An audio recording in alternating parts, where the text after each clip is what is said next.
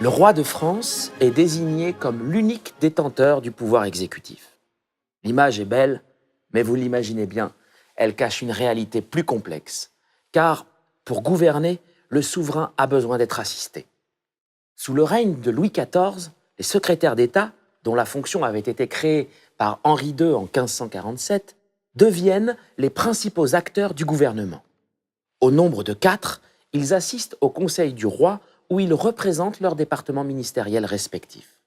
On trouve ainsi le secrétaire d'État de la guerre, celui de la maison du roi auquel on adjoint la ville de Paris, le clergé et la marine, le secrétaire d'État des affaires étrangères et enfin celui des affaires de la religion prétendue réformée, c'est-à-dire le protestantisme. Au-delà de leur ministère d'attribution, chacun des 4 secrétaires d'État se voit confier la responsabilité d'une partie du royaume appelée département. Véritables hommes de métier, technocrates, les secrétaires d'État connaissent parfaitement les rouages du gouvernement. Tous ont fait leurs preuves dans l'administration, puisqu'ils sont issus du monde parlementaire ou des finances. Dans la hiérarchie du gouvernement, les secrétaires d'État sont précédés par le chancelier. Après le souverain, il est l'homme le plus important quant à la conduite du gouvernement. Nommé à vie, il est irrévocable car il est attaché à la monarchie et non à la personne du roi. Pierre Séguier, l'homme dont vous voyez maintenant le portrait, fut ainsi chancelier de 1635 à sa mort en 1672. Le chancelier est en fait le dernier représentant des grands dignitaires de l'époque féodale. En principe, il exerce une autorité complète sur la justice du royaume. Mais vous allez voir que la théorie est ici contredite par la réalité politique. Sous Louis XIV, la suprématie du chancelier ne vaut plus que sur le papier et sa place est honorifique car il n'assiste plus nécessairement au conseil d'en haut. Son prestige lui vaut néanmoins d'être encore associé au début du règne aux premières grandes réformes de Louis XIV. Il est cependant peu à peu écarté par Jean-Baptiste Colbert, pour qui la charge de contrôleur général des finances et des affaires économiques est créée en 1665. Au-delà des finances elles-mêmes, Colbert gère plus largement l'ensemble de l'administration du royaume avec les travaux publics, l'industrie, le commerce ou encore la police. Il s'appuie pour cela sur les intendants qu'il a délégués dans les provinces et qui lui font directement leurs rapports.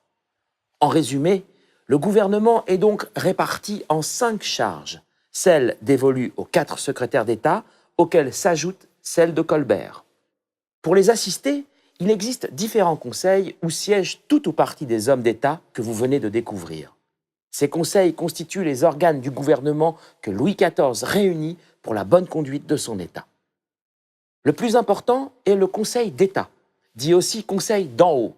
Tous ceux qui y assistent prennent le titre de ministre d'État et discutent des plus grandes affaires du royaume, tant sur le plan national qu'international.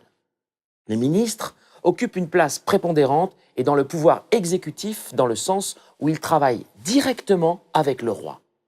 Outre le Conseil d'en haut qui réunit tous les ministres, chacun d'entre eux s'entretient individuellement et de façon régulière avec le roi, apportant avec lui un portefeuille rempli de documents qu'on appelle la liasse et qui donne son nom à ce temps studieux. Vient ensuite le Conseil des dépêches, où se réunissent les 4 secrétaires d'État qui traitent essentiellement des affaires intérieures et de la relation du pouvoir avec ses sujets.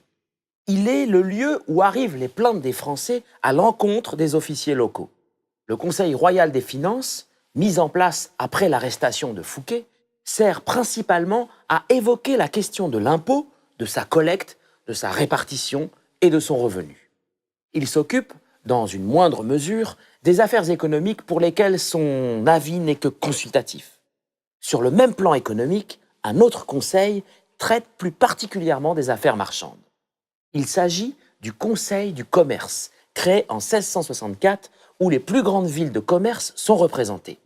Il existe encore d'autres conseils, tels celui des partis, également appelé Conseil d'État ou Conseil d'État privé, pour le différencier du Conseil d'en haut. Composé essentiellement de juristes, il examine en dernier recours les affaires portées à la connaissance du roi comme justicier ultime.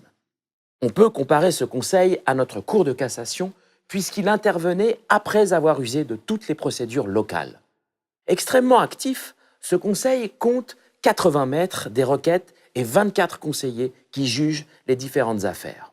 Enfin, 2 conseils sont chargés des affaires religieuses.